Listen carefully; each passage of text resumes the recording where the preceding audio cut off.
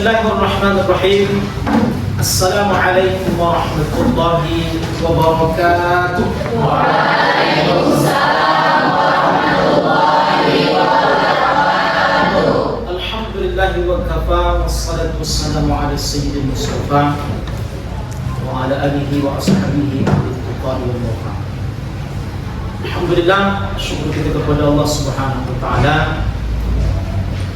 Siang menjelang sore ini kita dapat hadir di tempat yang mulia ini dalam kelas kuliah Ulumul Hadis. Kemudian bersalawat kepada Nabi sallallahu alaihi wasallam, Allahumma shalli ala sayyidina Muhammad wa ala alihi sayyidina Muhammad. Gimana kabarnya rekan-rekan semuanya? Baik, pada kesempatan yang mulia ini kita akan bicara tentang terminologi dasar ulumul hadis. Tapi sebelum itu, alangkah baiknya kita sama-sama membaca doa kepada Allah dan sama-sama membaca surah Al-Fatihah. Surah Al-Fatihah.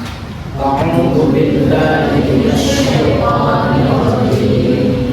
Bismillahirrahmanirrahim.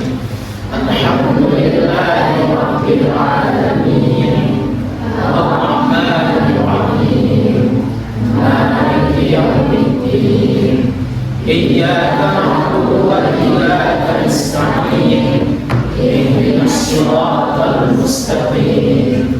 Siratal ladzina an'amta 'alaihim ghairil maghdubi 'alaihim waladdallin.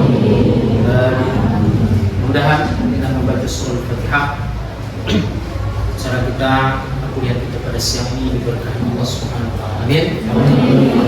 Baik, jadi pembahasan kita pada kesempatan yang mulia ini dilatar belakangi karena Islam itu bersumberkan setidaknya ada dua yang menjadi sumber utama. Yang pertama ada Al-Quran, itu yang tidak bisa kita ragukan karena memang itu wahyu yang datang langsung dari Allah Subhanahu wa taala. Nah, kemudian ada pula nanti yang menjadi landasan Islam itu sendiri, ada yang disebut dengan hadis.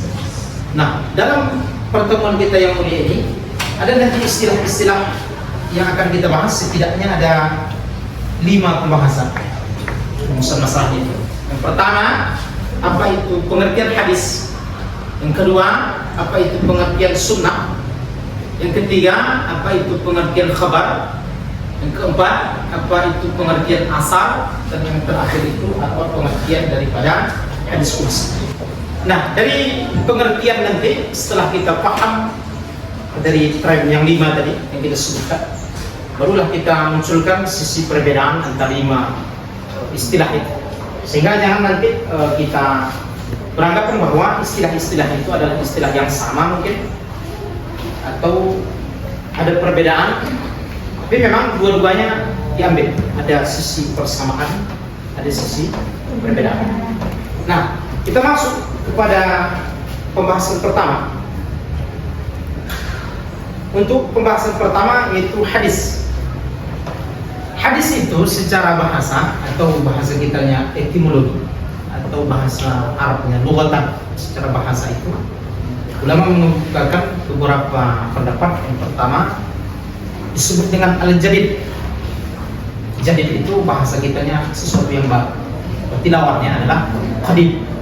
Qadim itu kan sesuatu yang lama, yang sudah berlalu. Nah, itu pendapat pertama. Ada juga nanti pendapat kedua menyebutkan hadis itu secara bahasa qarib, sesuatu yang dekat. Berarti lawannya adalah ba'id, sesuatu yang jauh. Nah, itu secara bahasanya. Nah, kalau kita masuk kepada pengertian istilah atau terminologi, bahwa hadis yang dimaksud oleh para pakar hadis itu adalah ma tudhifa ila Nabi sallallahu alaihi wasallam min qaulin aw fi'lin aw sifatin aw taqririn aw sifatin aw khuluqiyat. Jadi setidaknya yang disebut dengan hadis menurut para pakar hadis ada 5. Sesuatu yang bersandarkan atau yang bersumber dari Nabi. Jadi udhifa itu bisa diartikan secara bahasa disandarkan atau juga disebutkan dengan bersumber dari Nabi. Jadi bersumber Nabi itu ada 5. Yang pertama, qaulnya, teks-teksnya atau kalam-kalam Nabi Muhammad SAW, perkataan Nabi. Yang kedua itu disebut dengan fi'ilnya, perbuatan Nabi SAW. Yang ketiga itu ketetapannya, tidak dibetulkan oleh Nabi, tidak pula dilarang oleh Nabi. Itu namanya takrir. Dan yang keempat itu sifat Nabi. Dan yang terakhir itu khuluqiyah, berarti akhlak keseharian Nabi. Itu pengertian hadis secara bahasa dan secara istilah. Itu istilah yang pertama. Yang kedua, kita masuk kepada pengertian sunnah. Sunnah itu secara bahasanya thariqah. Itu thariqah. Thariqah itu bahasa kitanya jalan. Jadi disebut dengan jalan, itu makna sunnah secara bahasa. Nah, kalau secara istilahnya itu ada perbedaan sedikit saja dengan hadis.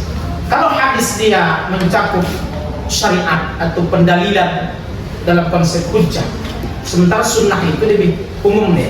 Jadi kalau dibahasakan, yang hadis itu lebih khusus, yang sunnah itu lebih umum. Artinya jejak sejarah Nabi Muhammad SAW mulai dari masa kecilnya sampai nanti meninggal dunia itu disebut dengan sunnah. Jadi bisa kira-kira bedakan. Kalau hadis itu hujahnya terkait nanti pengamalan ibadah atau hal-hal yang menjadikan dalil untuk agama kita, agama Islam. Sementara sunnah itu dia lebih umum deh, kajian global bahasa kita.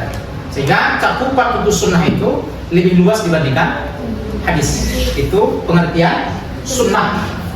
Nah, yang ketiga masuk kepada pengertian khabar. Khabar itu sudah bahasa kita ya. Kalau orang kita menanya apa kabar, menghilangkan kho menjadi ka. Jadi memang bahasa kita itu terlalu miskin sebenarnya. Nah, bahasa Arab itu banyak yang kita ambil untuk menjadi bahasa Indonesia. Begitu bahasa Inggris diambil oleh bahasa Arab itu diambil oleh orang Inggris. Nah, khabar itu senada semakna dengan kata naba. Kalau kalian baca nanti surah juz yang ke-30 ada surah An-Naba itu berita juga, khabar juga. Maka pembawa berita itu disebut dengan nabi. Jadi kalau ditanya kenapa nabi? Karena dia pembawa berita. Di naba beritanya, nabinya adalah pembawa berita. Nah, khabar itu sendiri dia lebih luas lagi cakupannya. Kalau tadi hadis itu hujahnya dari nabi langsung, kemudian sunnah pun demikian juga. Kalau khabar ini bisa juga bersumber dari sahabat, bisa juga bersumber dari sahabat dan juga tabi'in. Makanya kalau ditanya sahabat itu apa? Jadi harus paham itu dulu. Nanti kalau ditanya sahabat itu harus 3 unsur harus ada dalam diri dia. Pertama, sahabat itu disebut dengan sahabat kalau dia hidup semasa.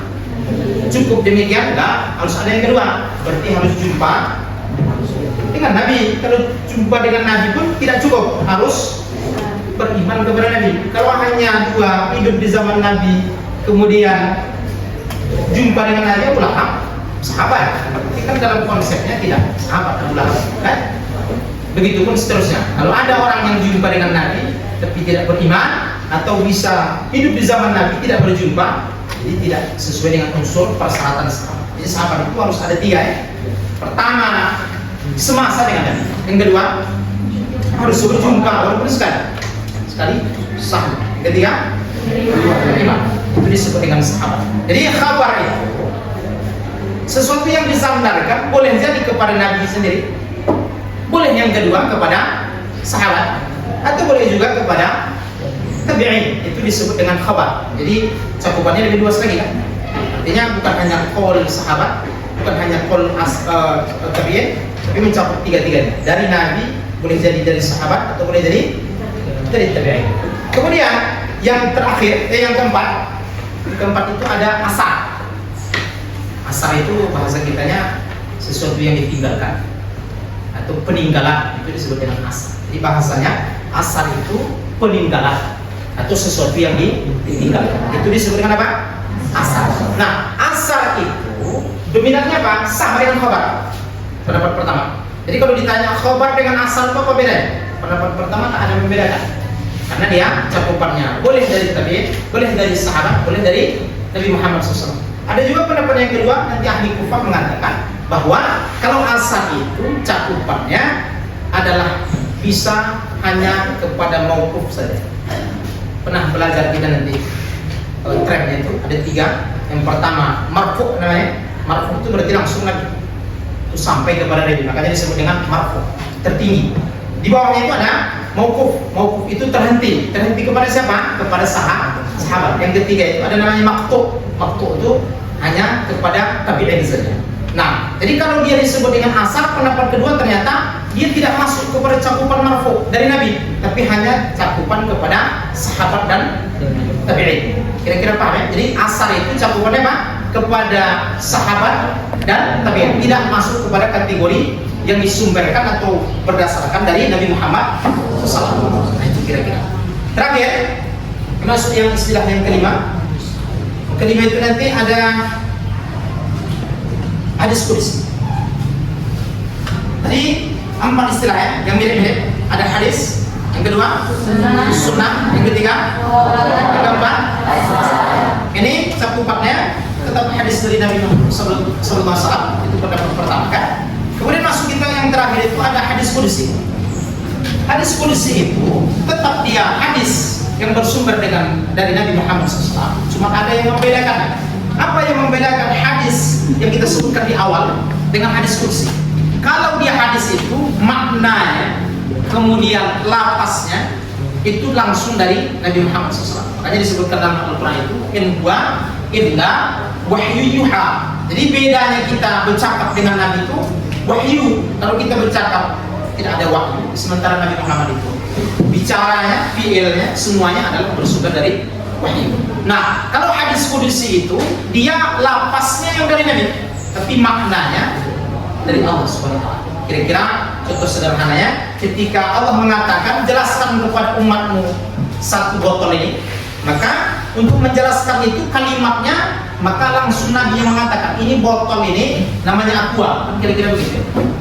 Aqua ini ada airnya dan begitu seterusnya. Untuk menjelaskan satu benda ini, jadi lapasnya itu dari maknanya itu langsung dari, kira-kira paham ya? Dan begitu pun seterusnya. Jadi itu istilah-istilah yang akan kita bahas pada kesempatan ini. Ada 5 tadi ya, kita ulang. Yang pertama hadis, yang kedua sunnah, yang ketiga, yang keempat, yang kelima hadis qudsi. Jadi setelah kita paham dari sisi pengertiannya, nanti akan kita munculkan ternyata ada memang persamaan dari 5 tadi atau istilah itu, ada juga sisi perbedaannya.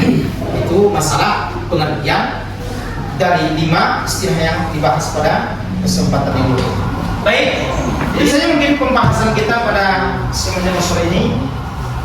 Barangkali ada rekan-rekan mahasiswa yang ingin bertanya. Bersilakan. Ustaz, izin bertanya Ustaz. Silakan. Mengenai hadis qudsi. Tadi Ustaz menjelaskan bahwasanya hadis qudsi itu menjelaskan bahwasanya itu tuh dari Allah Ustaz ya. Dan dijelaskan oleh Nabi Muhammad. Nah, kenapa nggak langsung dicantumkan sebagai Al-Quran gitu Ustaz? Kenapa dibedakan gitu? Bisa Ustaz jelaskan? Baik, terima kasih. Jadi pembahasan kenapa hadis qudsi dibedakan oleh Allah Subhanahu wa taala. Istilahnya kita menjelaskan mana yang hak Allah Subhanahu wa taala, mana yang boleh ikut campur manusia. Jadi ada batasan yang ada ikut campur manusia, ada yang hak Allah Subhanahu wa taala langsung. Nah, sebenarnya kalau dicari nanti dalam sejarah, nggak akan mungkin Nabi Muhammad SAW dan sahabat-sahabat itu membahas keilmuan tentang hadis qudsi dengan Al-Quran, karena memang mereka sudah tahu ini hadis, ini Al-Quran. Nah, di kita untuk membedakan itu, kenapa Allah cantumkan di hadis qudsi tidak langsung dari Al-Quran? Karena memang sebenarnya Al-Quran itu sudah sempurna secara makna dan secara syariat. Tapi hadis itu dimunculkan Allah SWT sebagai bayan, penjelas daripada Al-Quran. Karena nalar manusia itu terlalu dangkal untuk memahami Al-Quran dengan nalar sendiri. Makanya ada hadis, baik itu hadis yang sumbernya dari Nabi atau hadis qudsi itu yang sumbernya berasal dari Allah, tapi makna lapasnya itu bersumber dari Nabi Muhammad SAW. Jadi kira-kira bisa ya bedakan. Jadi kalau misalnya ditanya mana yang lebih tinggi, Al-Quran tetap di atas, di bawahnya berarti hadis kursi. Jadi walaupun kita istilahnya tadi pembahasan kita yang terakhir itu hadis kursi, tapi levelnya tetap hadis kursi nomor 2, nomor 3 baru hadis yang sahih nanti, baru seterusnya itu sampai asal kan. Nah itu untuk pertanyaan saudara bagus tadi ya, mudah-mudahan bisa untuk dipahami. Baik, jadi untuk kesempatan kali ini saja yang perlu saya sampaikan. Mudah-mudahan 5 istilah yang kita bahas ini, walaupun dia singkat tapi setidaknya ada yang menyangkut dalam kehidupan kita. Yang penting itu adalah bagaimana keilmuan, apalagi ilmu Islam itu dipelajari dengan secara langsung dengan orangnya atau dengan gurunya, sehingga kita jangan salah memahami. Dan hanya kali ini fenomena adalah belajar tanpa guru, sehingga berkuar-kuar di media sosial tanpa jelas pengetahuannya dari mana, sumbernya dari mana. Itu yang tak boleh. Kita sebagai akademisi yang jelas. Ternyata begini secara bahasa, ini secara istilah. Kalau bahasa kiranya etimologi, terminologi. Dua-dua kan apa istilah itu harus kita munculkan, karena kita seorang akademisi atau mahasiswa atau mahasiswi yang bisa menjelaskan kepada umat. Begini loh, ternyata beda antara hadis, antara sunnah, antara khabar, antara asar, antara diskusi. Ada sisi perbedaan, tapi ada sisi persamaan. Kira-kira bisa dipahami ya. Itu saja mungkin pembahasan kita dalam pertemuan yang mulia ini. Kita harapkan adalah apalagi tentang agama, kita belajar dengan serius, karena belajar itu salah satunya tawil, masanya atau zaman itu harus panjang. Karena kita sanggap bisa belajar instan yang bisa kita masukkan ke air kemudian jadi belajar itu harus baik selangkah demi selangkah kita maju, selangkah kita maju lagi, sehingga kita keilmuan itu matang di kepala kita. Setelah matang di kepala kita, bukti matang keilmuan itu bisa kita sampaikan.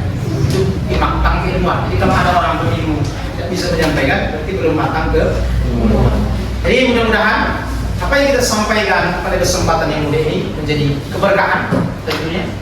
Yang penting adalah mendapatkan ridho Allah SWT minat dunia, dari dunia ini sampai tidak yaumil akhir, sampai nanti kelak pandangan Allah SWT ada akhir.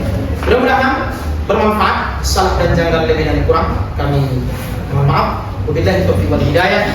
Assalamualaikum warahmatullahi wabarakatuh. Waalaikumsalam.